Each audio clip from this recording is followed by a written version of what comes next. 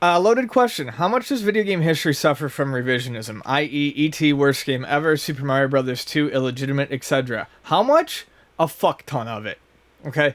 Pat and I have mentioned this in passing before, but, I mean, just to go with the ones that you mentioned right now, E.T. is not the worst game ever. E.T. has a lot of problems. E.T. is not even a particularly good game, but it has a lot of good ideas. Super Mario Bros. 2, at the time, Excellent game. No one gave a fuck. Either they didn't know or they didn't care. Actually, no, Nintendo Power actually mentioned it. That was Doki Doki Panic, and no one gave a shit. Right. No, but here's the thing. At that point in time, no one was used to sequels to these games. Yeah. They weren't blockbusters, so no one was necessarily expecting more of the same. It was just something different. The one that I always bring up, because I know it's hard, but it so totally gets unfairly shit on, and it's one of my favorite games, is Zelda 2. Zelda 2 is a fantastic game and is dumped on constantly by modern gamers. But it wasn't when it came out. But it wasn't when it came out. It was excellent. Yeah, and it's only dumped on because it doesn't fit the mold of other Zelda games. So a lot of I think modern opinion on older games, like the ones you had mentioned, is definitely. I think this comes from younger people. So they think that, they grew up with the 64 Zelda games and on, so that's their idea of a Zelda game. They go back to Zelda 2, this isn't what I'm used to. Or the same with the Super Mario Brothers game. Super Mario Brothers 2, the quote-unquote real version, is a piece of garbage. I like it, but I don't like it because all they did was add like a few new elements to it, pasted the rest on, and made it really fucking hard. And that was just Super Mario Brothers 2. I mean, I like that, but I don't necessarily like it more than what we got as Super Mario Brothers. Oh, it's not even close. We'll add wind to it.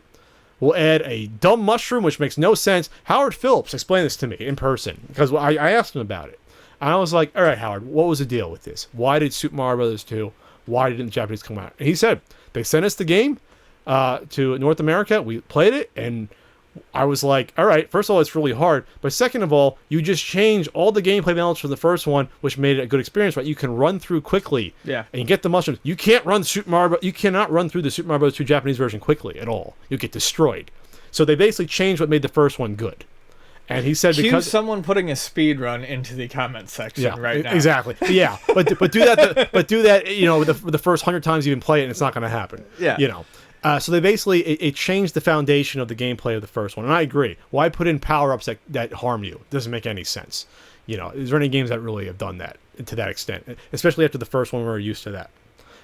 And so no, I'm glad we got the Doki Doki Panic version. I think it's a wonderful game. Again, I think there's an echo chamber with commenting on the internet, and you seek out people with similar comments. So if it gets to the point where it's the worst game ever.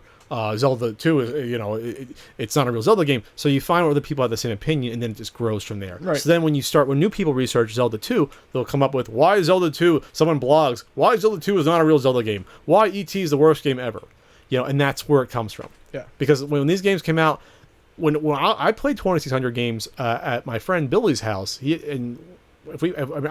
must have popped E.T. in, and we never said, "Oh, this is the worst game ever." Compared to the other 2600 games, it's on the same. It's almost on the same sort of platform as the other 2600 games. It's not. You know what I mean? There's a lot of bad 2600 games out there. Oh yeah, tons that are worse than that. I had a guy in the store the other day who just incessantly argued with me that E.T.